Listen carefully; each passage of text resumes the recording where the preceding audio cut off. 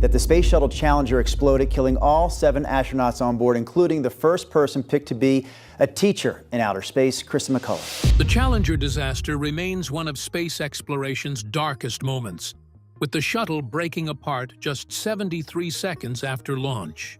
For years, what happened next stayed unclear. Deep beneath the ocean, divers uncovered haunting evidence, an eerily intact crew cabin that raised difficult questions about the astronauts' final moments.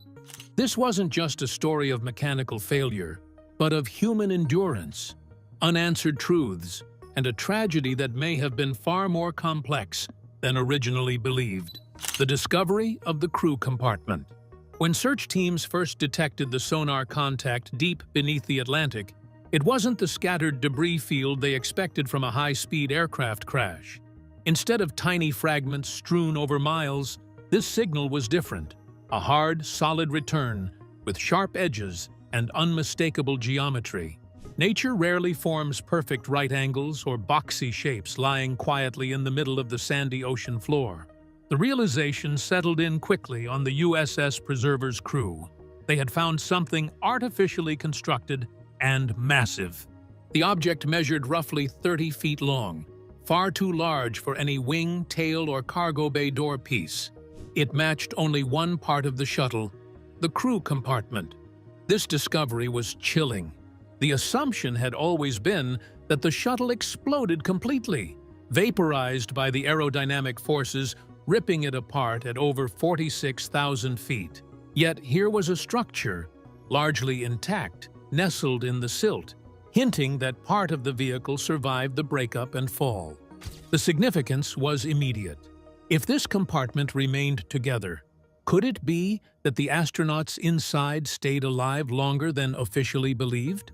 The mood aboard the ship shifted from routine recovery to somber reflection.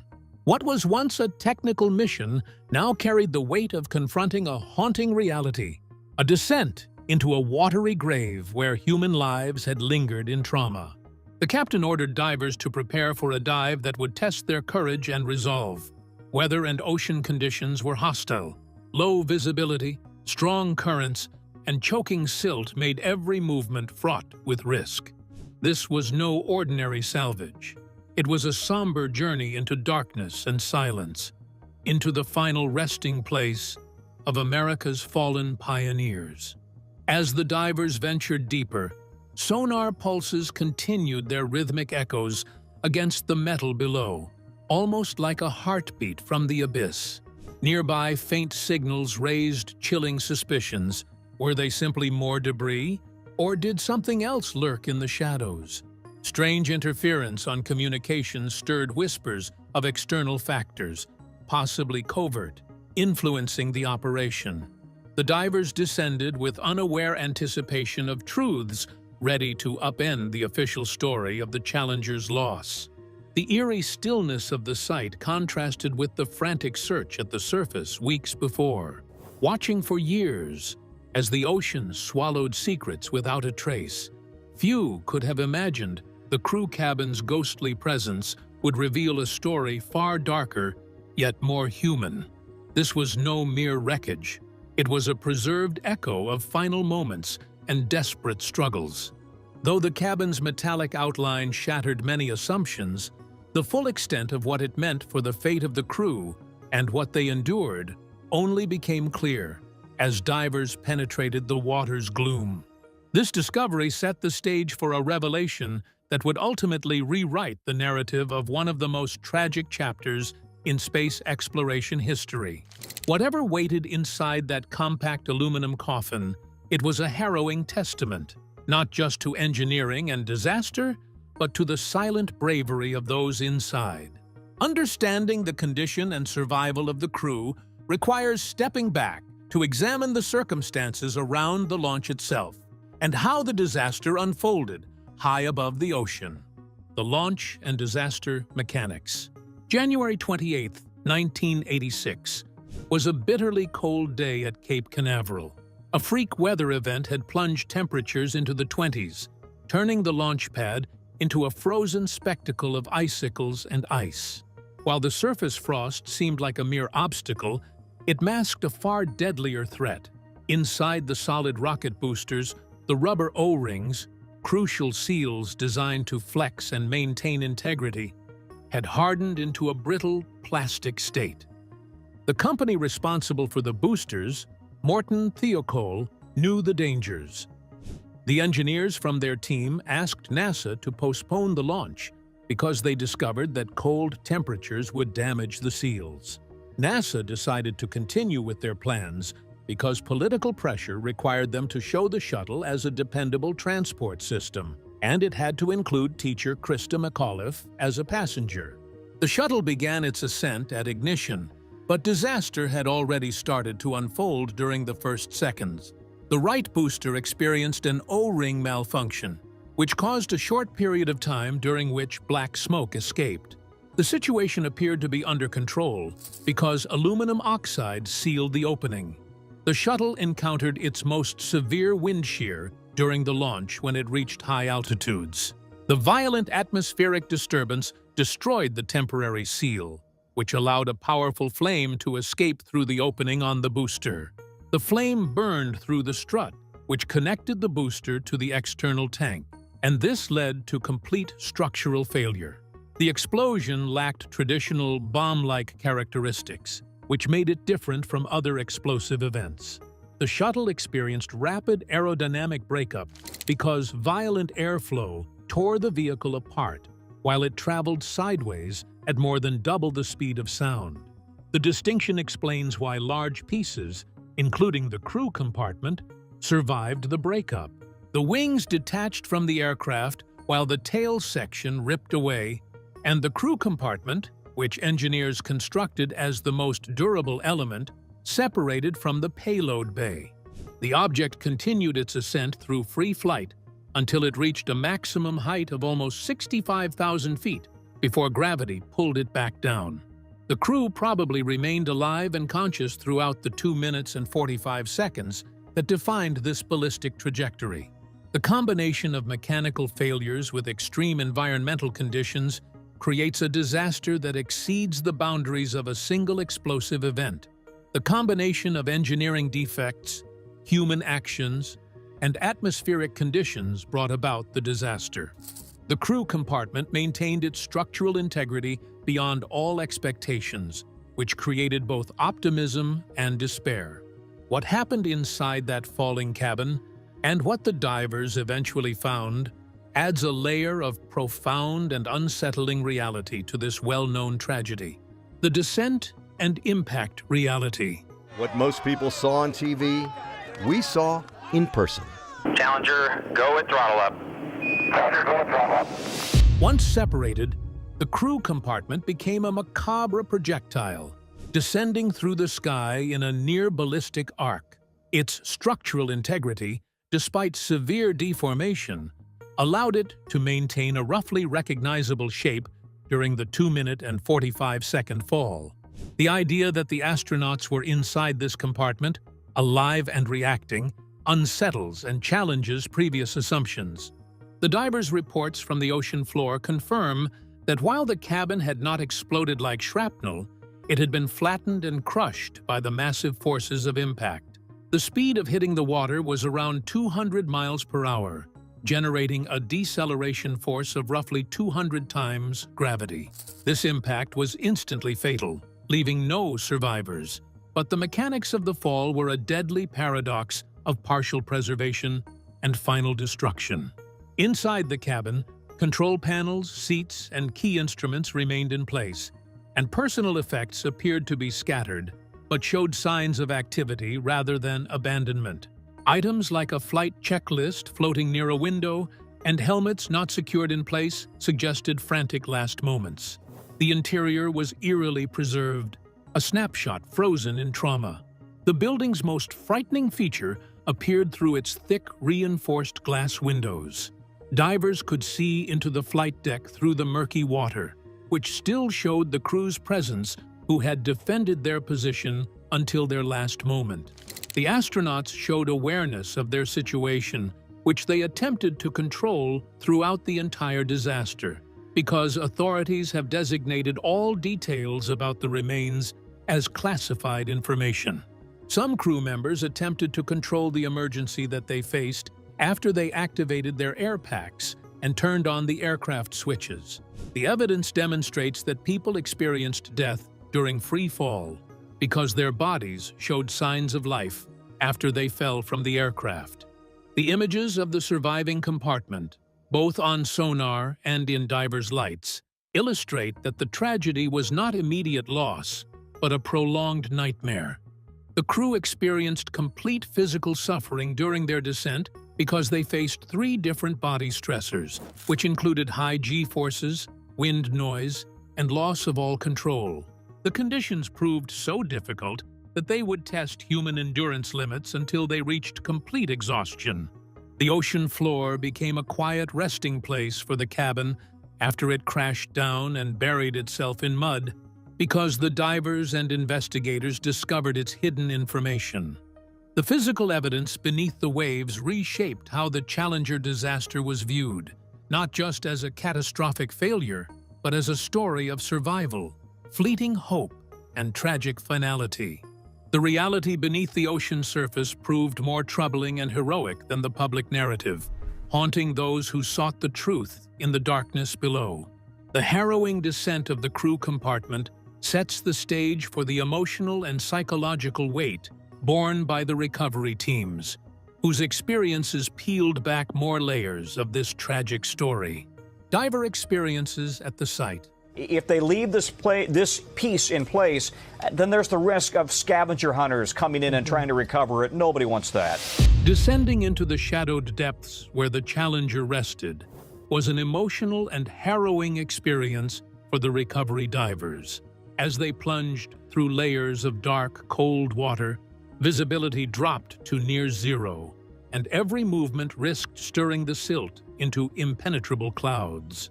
The ocean currents tugged relentlessly at their gear, a constant reminder that this was no ordinary dive. It was a descent into a tomb, where time and space seemed to collapse into silence and isolation. When the divers finally caught sight of the crew compartment, their emotions were a mixture of shock, reverence, and a heavy sense of duty. The structure sat upright in the sand, slightly tilted, with patches of its white thermal tiles scorched away to reveal the aluminum skin beneath.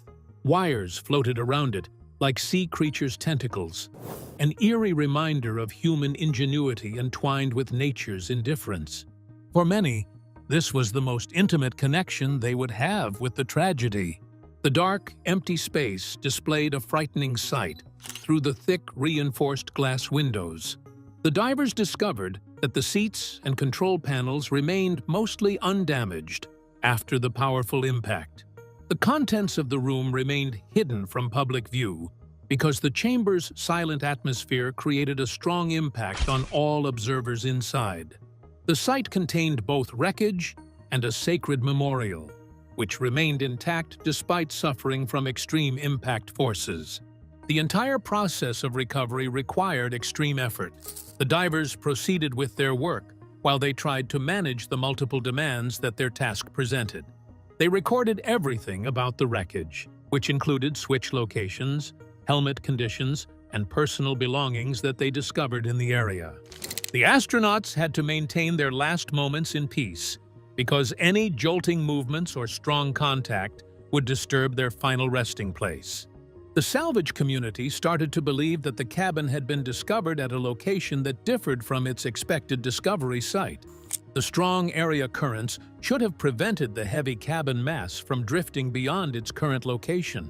Some people believed that the pilots maintained brief control of the plane, which they used to steer the nosedive during their emergency descent.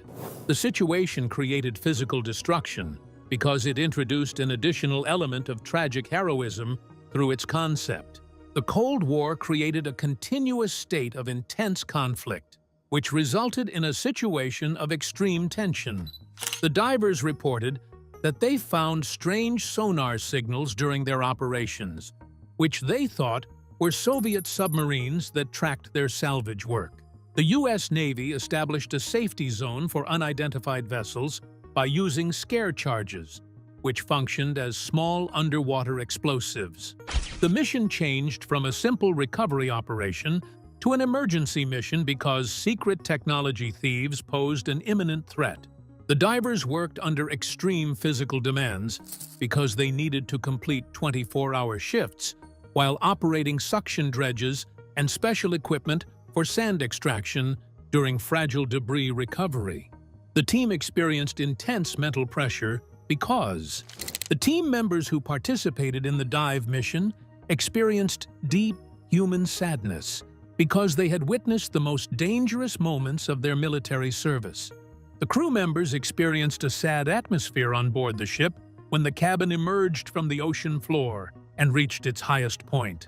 The unsettling reality revealed by the divers' findings soon gained further weight when investigators analyzed the cabin itself, uncovering signs that challenged the official explanation of the crew's immediate fate.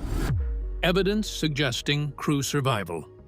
Once the cabin was brought aboard and dried, investigators meticulously examined the control panels, instruments, and personal gear inside. Among the most startling discoveries were several switches found flipped, actions that could only have been done by human hands after the breakup. This simple yet powerful finding indicated that the crew was not instantly slain but remained active and conscious long after the shuttle disintegrated in midair. Even more compelling evidence came from the emergency personal egress air packs, or PEAPS, attached to the seats. These devices served as emergency oxygen supplies should the cabin lose pressure. 4 packs were recovered, and of those, 3 had been activated. But here's the shocking part. One of the packs turned on belonged to pilot Michael Smith, located behind him in a position he could not have reached himself while strapped in. This means fellow astronauts Judith Resnick or Ellison Onizuka likely assisted him, demonstrating a clear, coordinated effort. This revelation altered the entire narrative of the Challenger disaster. Instead of a scenario where the crew was instantly slain or unconscious, the evidence pointed to astronauts who were alive, aware, and attempting to manage the unfolding catastrophe. Their actions signaled incredible bravery and presence of mind amid overwhelming odds. Rumors spread of a secret cockpit audio recording continuing beyond the explosion's initial moments. While NASA officially denies the existence of such a tape, conspiracy theories thrive on the idea that the crew was heard praying, communicating, or struggling to regain control in the fall. Whether true or not, these theories underscore how deeply people want to understand and humanize the astronauts' last moments. The physics of the fall paint a brutal picture. The separated cabin rose briefly to nearly 65,000 feet before plummeting toward the ocean, a near 3-minute ordeal filled with terrifying transitions from near vacuum to friction-heated descent and crushing G-forces. If the cabin held pressure, as evidence suggests, the crew would have experienced a nightmare of awareness and helplessness, seeing the sky shift while powerless to stop their descent. These findings also gave rise to darker speculations. Some suggested the commander attempted to activate a stabilization system, or even considered ejecting. Though all ejection seats had been removed on the shuttle due to weight concerns and limitations for a 7-person crew. The tragedy was compounded by the fact that the cabin was essentially a brick, with few escape options, a lethal design flaw born of engineering compromises. When news of these activated switches and air packs leaked years later, it sparked outrage. Families and the public felt the official narrative of instant death had been a convenient lie. Acknowledging that the astronauts died trying to save themselves painted a more painful human story, one that highlighted NASA's managerial decisions and the fatal pressures leading up to the launch. In the end, this forensic evidence recast the Challenger disaster not as a story of sudden failure alone, but as a saga of ultimate heroism. The crew did not give up. They fought for survival to the last second, embodying the very spirit of exploration they represented. The sobering reality of the astronauts' final moments reveals just how complicated and tragic this event was, with layers still resonating decades later in history and hearts alike. Conspiracy theories and political context. The Challenger disaster unfolded at the height of the Cold War, when espionage fears shaped nearly every major event. As the U.S. Navy carried out its recovery mission, reports emerged of Soviet fishing trawlers positioned just outside the exclusion zone. These ships, equipped with antennas, were believed to be monitoring operations, raising concerns about intelligence gathering and potential access to sensitive technology. The operation encountered new challenges because foreign forces could retrieve protected debris while their operations disrupted vital evidence collection. The divers encountered two main challenges, which included severe ocean conditions and the persistent awareness that international operations existed in their vicinity. The Navy established countermeasures, which included scare charges to protect against unidentified underwater threats. The prevailing environmental conditions created an environment that encouraged people to develop conspiracy theories about the disaster. Some people alleged that Soviet agents had sabotaged the operation, while others identified phantom flashes in launch footage as evidence of a covert attack that aimed to destroy United States defense systems. The ideas of people during the Cold War period became more common, despite investigations discovering no basis to support their beliefs. People believed the crew had survived the incident and were moved to a different location, or that an unidentified flying object had interrupted the launch sequence. The public disapproved of these claims because they had been proven incorrect. Yet they demonstrate how people tend to investigate hidden factors that lead to disastrous outcomes. Human decisions created the disaster that occurred. Safety concerns from engineers developed when launch pressures forced them to ignore their safety warnings. The incident that followed the launch did not involve secret military action because it involved an avoidable incident, which continues to serve as a reminder about space exploration, dangers, and its associated duties. The Challenger disaster remains a powerful symbol of bravery, tragedy, and the complex interplay of human ambition and fallibility. Remembering the courage of the crew and the lessons of the past reminds us that progress often comes at a painful cost.